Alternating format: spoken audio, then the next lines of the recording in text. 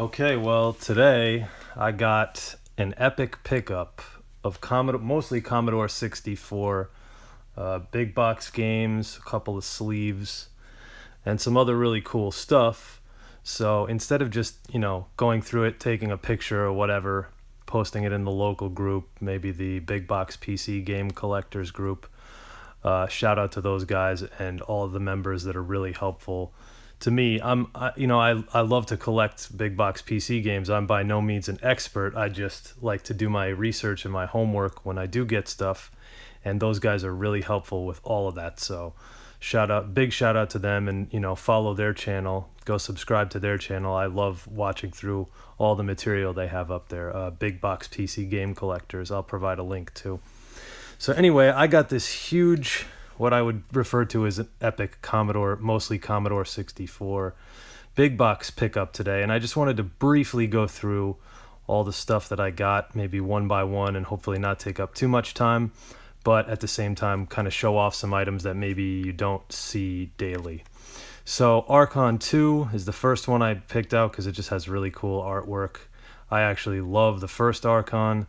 I think this one was not nearly as good in my opinion, but I originally was exposed to Archon on Amiga, and that game in my opinion was exceptional. I loved the sound, as awful and sometimes some people might describe it as grating as it was. I really enjoyed it.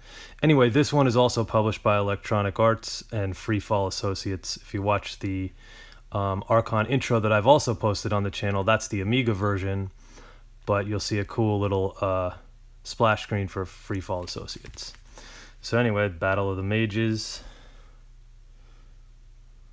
And a lot of these, unfortunately, didn't have the disc, but this one, it looks like it does have the disc, and these fold-outs are really pretty cool. This actually looks to me a lot more like a record album. I don't want to go through it too much, but I just want to show this one does have the disc. It's a very cool 5 1/4 gray disc. And it does have some kind of document in here. It's probably like the record sleeve. I wonder if they used the same manufacturers to do these as were originally manufacturing vinyl. Some of these, folio style games. Anyway, that's Archon. I spent too much time on that. Here's another Electronic Arts folio. It says by Dynamics. Arctic Fox, some kind of tank game, and it looks like, yep, it's a little ripped here, but the disc itself is in there. Registration card.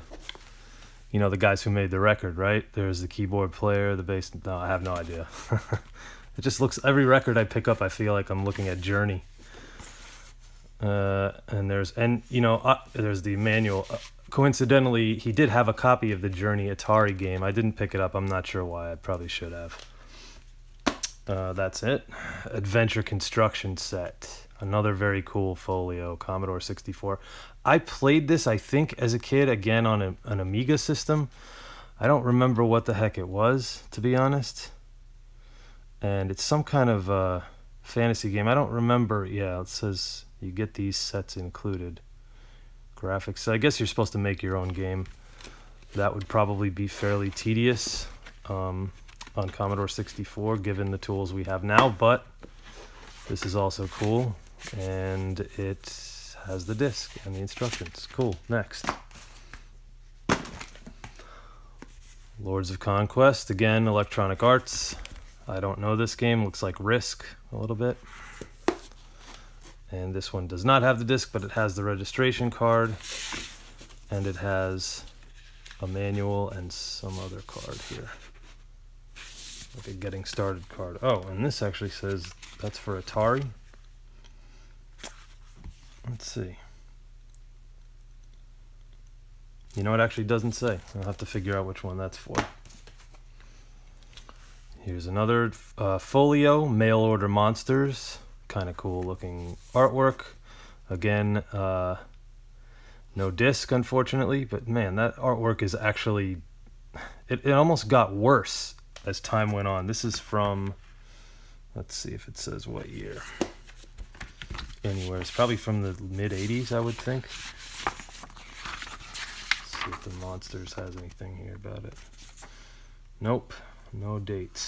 but I would say it's from the mid-'80s sometime, and it's just very cool. I mean, I really like these folios. Even if I don't end up keeping all of these and trading them for something that I maybe collect a little more than these, but they're still very cool. Stuart Smith's Age of Adventure. Greatest adventures in history, and unfortunately, again, missing the disc, but it does have the book. And yeah, I wonder if these are for Atari. These are supposed to be for Atari. Yes, it does say Atari. So I'm thinking some of these missing the discs without the little sticker, as you see on Adventure Construction Set, might be for Atari. Here we go, Toto. No, this is not Toto, but I would really like it if it was. In fact, I have Toto 4 on vinyl over here somewhere. This is Commodore 64 and 128. Unfortunately, again, it's missing the disc, but again, it appears to have all the documentation. So if I do decide to track down the discs, hopefully that will be easier than tracking down all of this stuff. And they all seem, this is cool, they all seem to be in pretty good condition. What kind of game is this? I don't know. It looks like some kind of graphic adventure. It says a graphic adventure. There you go. Not a game at all, but the movie maker for, I believe, for Commodore. It doesn't say, but I played this game on the Commodore 64 as a kid with my cousin. He had this. And there you go. It's just actually like a cool little thing that you could kind of make movies on. And, you know, I don't remember them being good, but I remember your guy, like, walking around and doing stuff. Oh, and you can actually share your work with a VCR, a videotape. That would be pretty cool. I'm sure I'm never going to get the time to do it, but hey, whatever. Next, Bill Budge Pinball Construction Set. I'm assuming this is some kind of influenced by, this is so cool. This has got to be mid-'80s again. It's like, this is like our mid-'80s arcade vibe, and obviously since it's a pinball, it's exactly that. Wow, you can actually construct your own pinball tables. I don't know if there's too many other apps, games that even let you do this. So that's pretty cool.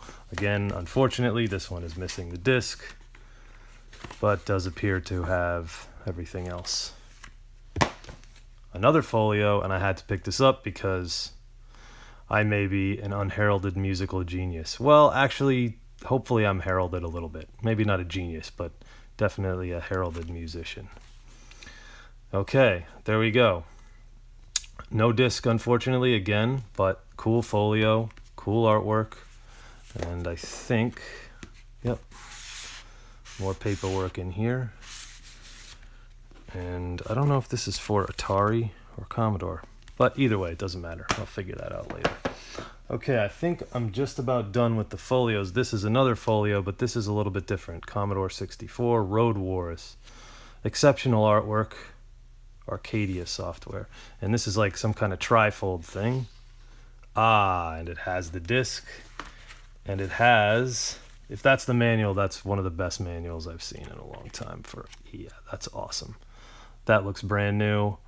Looks like an NES manual, but to be honest, that artwork I think looks better than any NES manual I could think of. So very cool. Awesome artwork. This actually kind of reminds me of Moon Patrol background or something like that. And looks to be some kind of racing game. Yep, probably a coin. May even be an arcade port. I'm not sure about that. Commodore 64 128. Cool. All right, let's see. Here we go. Karateka. So the guys in the Big Box PC gaming group, I believe it was Joel who did this, did a review of this game and said I don't remember if he said it was really awful or impossible. I'm pretty sure he said it was really awful and impossible to play. It looks kind of like Karate Champ or something similar, but it's by this guy, Jordan Mechner. You might remember his name from a game called Prince of Persia. Awesome game. And unfortunately, this one is missing the discs as well, but it does appear to have most of the rest of the innards. Okay. Next, here is a copy of Rogue Trooper. Again, kind of cool artwork, cartoonish. It says UXB Commodore 64 joystick required. What kind of game is this? Oh, maybe like Commando or something like that? I don't know. 3D fully animated graphics. That doesn't look terribly 3D, but okay, I'll buy it. And unfortunately, again, it has its original shrink wrap, but it does not have, at least I don't believe it has, nothing except for the plastic insert. No documentation and no disc. Unfortunately. Okay, next. Let's go to this. The Never-Ending Story Graphic Text Adventure by Datasoft.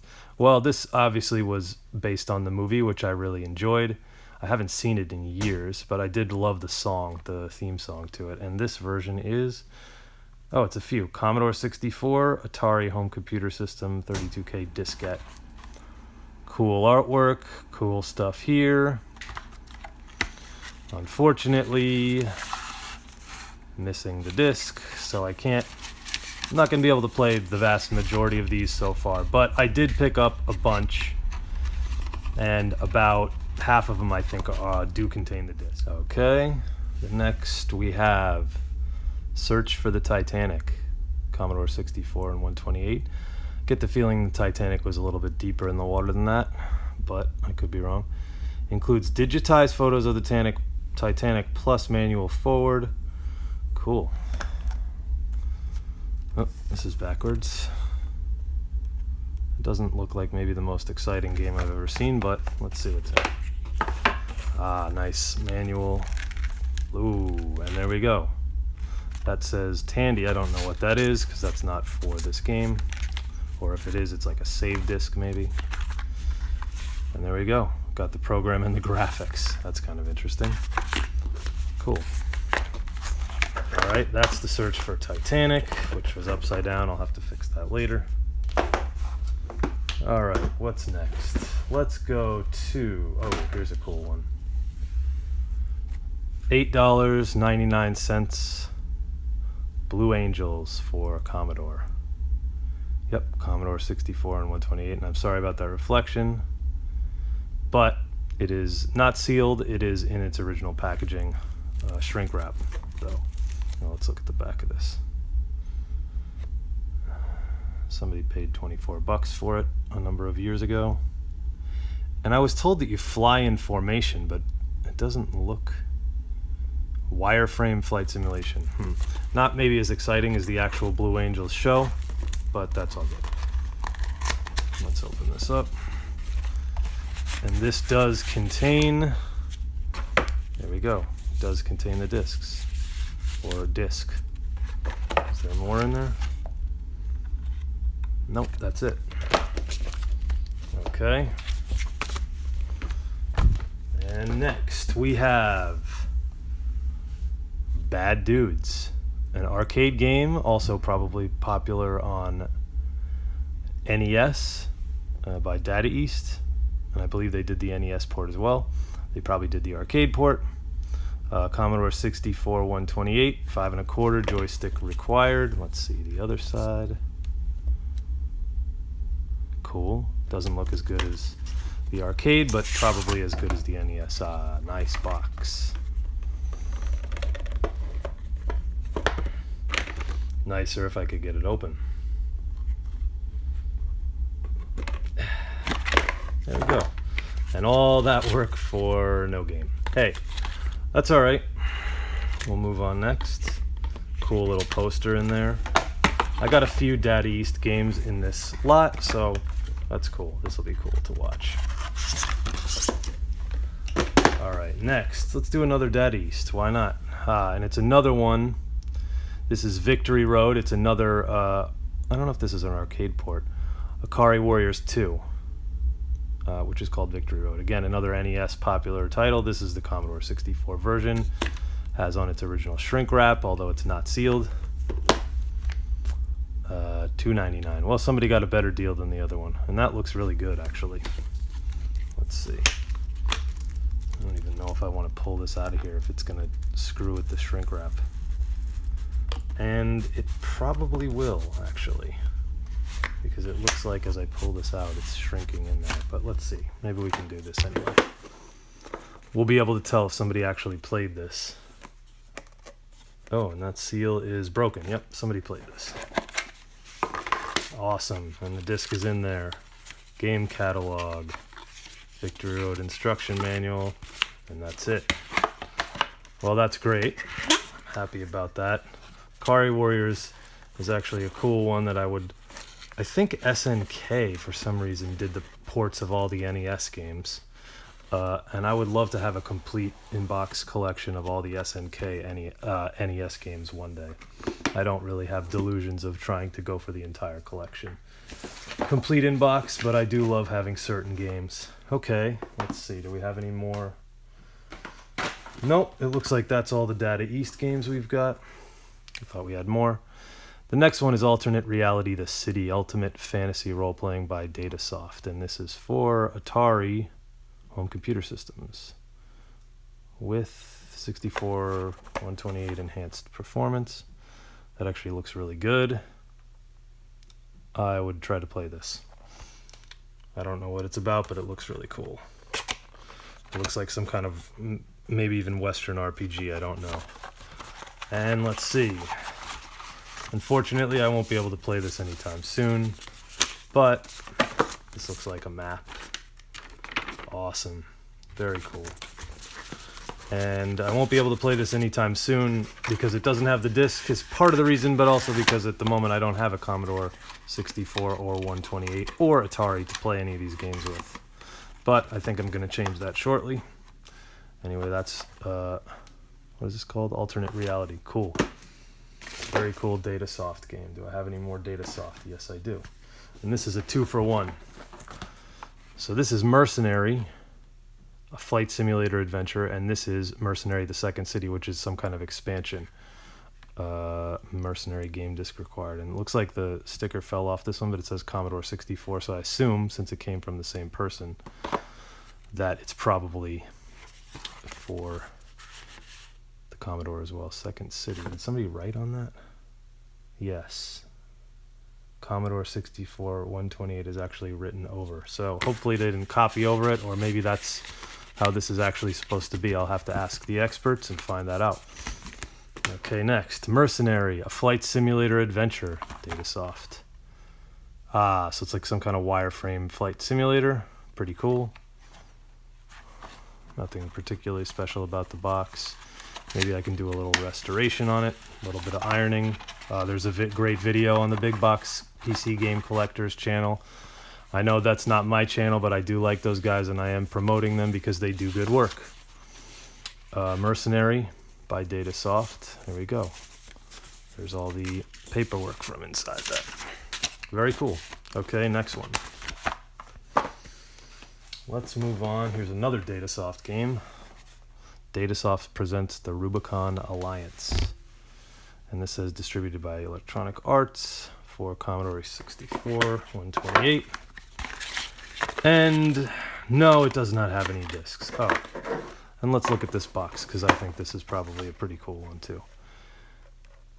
Kind of looks like a 3D flight space shooter of some kind, but is it? Starfighter cockpit controls. Yep, some kind of space shooter. And I really love those games, but I'd say my love for the game starts a little bit later, a little bit after this one. Okay, so I got that down, and we've got that. How about this one? Here's an oddball. Atari Hearts 1.5, and that's not supposed to be there. Oh, it's probably like a sticker. This is by Artworks, and I don't really see these too often, so I just grabbed it because this was one of the only sleeved games he had there. And there's the tape. And I don't think, is there anything else in there? Nope, that's it. So there's not much information on this one, but it's probably just, I assume, the game Hearts, which is a card game of some kind. Okay, let's go on to an Avalon Hill game. This is actually a really big box. Computer game cassette for Commodore 64 Atari home computers. And the Avalon Hill had a lot of games. I don't know how they made so many games. Looks like kind of maybe a Gauntlet or some kind of RPG. I don't know. Let's see what's in it. Nice artwork. Avalon Hill games are notorious for coming with a lot of stuff. This looks awesome. Unfortunately, the lot of stuff is not included in here. The lot of stuff does not include the box. But this is fantastic. Yeah, that's really nice. I don't know if you can see it all, but that's a really nice poster. And again, I think it's just a matter of there's a manual. This is actually really cool to see these old catalogs too. But unfortunately, this one is also missing the cassette, which is not a disc. And the good thing about Avalon Hill is it usually tells you by picture. It also tells you on the front. But if you're a dummy like me, you can see by the picture that it's a cassette. So that helps knuckleheads figure it out, like myself. Okay, Space Station Zulu. Another Avalon Hill game. And it looks like it was drawn by a 5th grader. And I hope that's not insulting to the original artist, but that's what it kind of looks like to me. It is probably insulting, so I apologize. You probably spent a lot of time perfecting your craft. I don't know what the hell kind of game this is. It looks like a board game of some kind, but I don't know. And that obviously is a disc. This is for Atari 800. But despite saying please lift tray, we lift the tray and we do not find, unfortunately, any discs or the manual, it looks like, if this one indeed came with a manual. But it did come with a disc. Okay, that's all of that. All right, let's move on. Let's move on to some Epix titles. Here is Impossible Mission 2 for Commodore 64 128 by Epix. And this is also, I think this was also ported to NES, although I'm not sure Part 2 was. I know Part 1 was definitely ported to NES. And let's see here what's in this box. I think I feel a disc. Yes, there's a disc. And I love these Epix disc sleeves. They're pretty cool. There's a game actually that I picked up here in this lot that I had as a kid, although not for the Commodore 64. And I'll show you that in a minute. Okay, there's that one. Next, another Epix title, Space Station Oblivion, the Masterpiece Collection. And I have another copy of this for Amiga, but this one is for Commodore 64 128. I'm wondering if Masterpiece Collection is some kind of repackaging, like a million seller kind of thing with Nintendo. I'm not too sure. It looks like, what is it? Some kind of 3D game. Yep, revolutionary 3D scaling. I don't know. Well, let's open it up.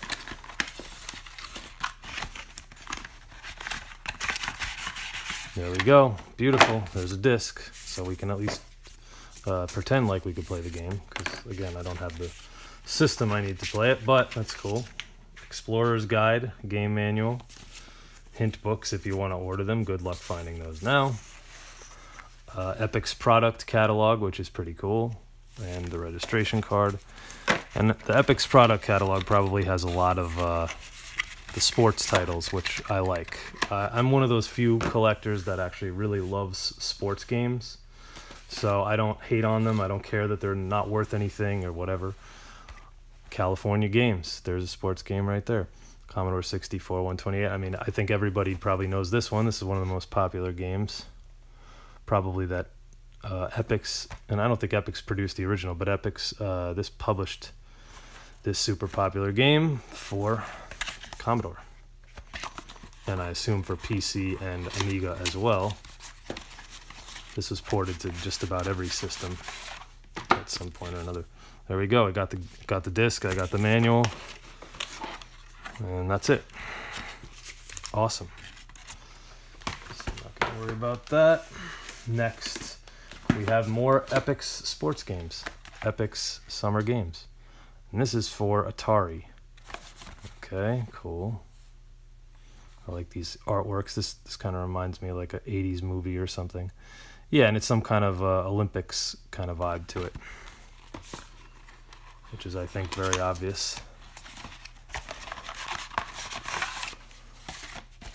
Okay, and sadly, we have no disc.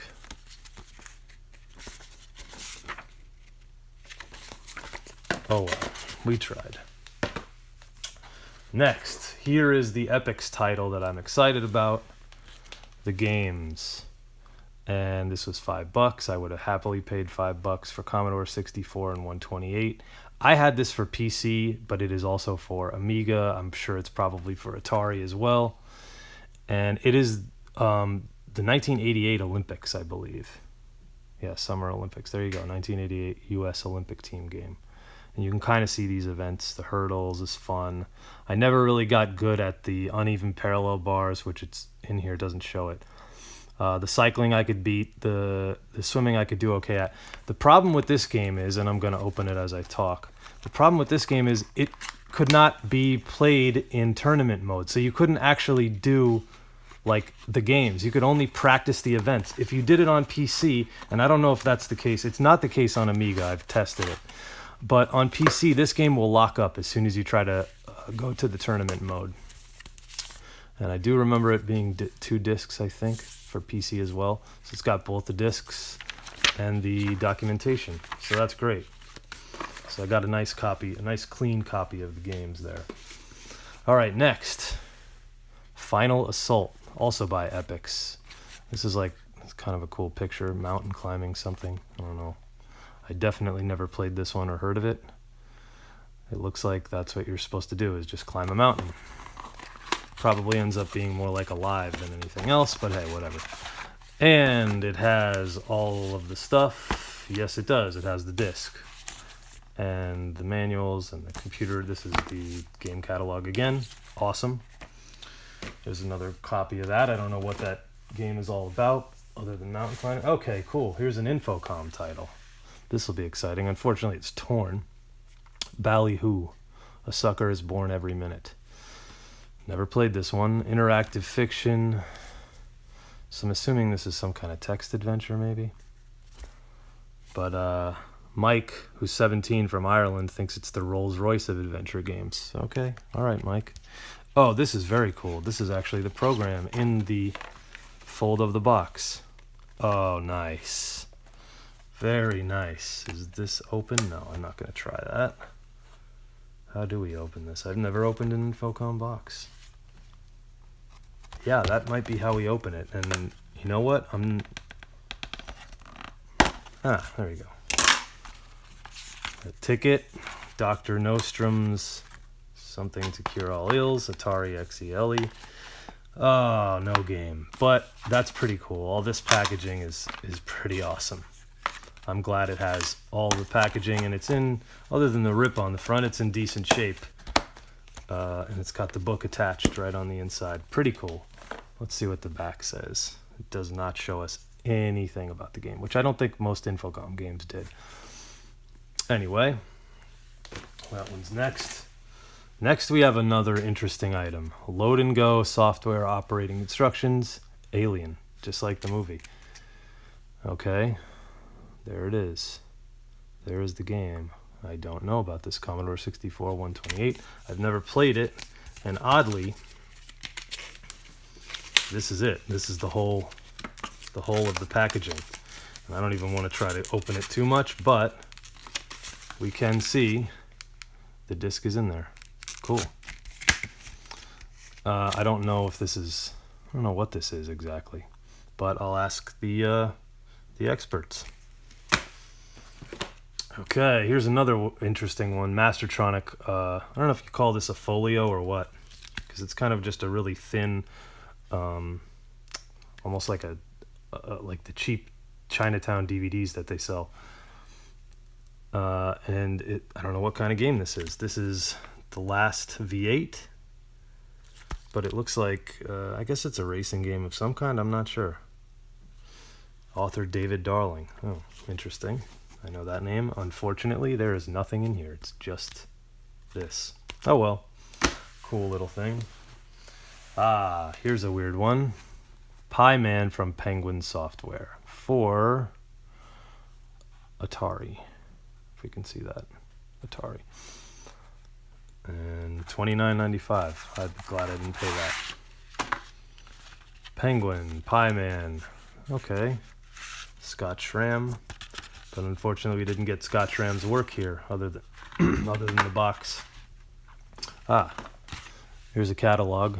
No, is this a catalog? Yes, it is. It's half a catalog, and I think that's probably what other software Penguin made at the time. Okay, unfortunately, there's nothing there for me to tell anything about. The Spy's Demise. Commodore 64, Atari, Penguin Software again, arcade action. What kind of game is this? Ooh, it looks kind of like elevator action. Can't really tell. KGB personnel. Penguin Software. And this has something in it, but unfortunately the something is a piece of foam and again, no disc. Alan Zeldin.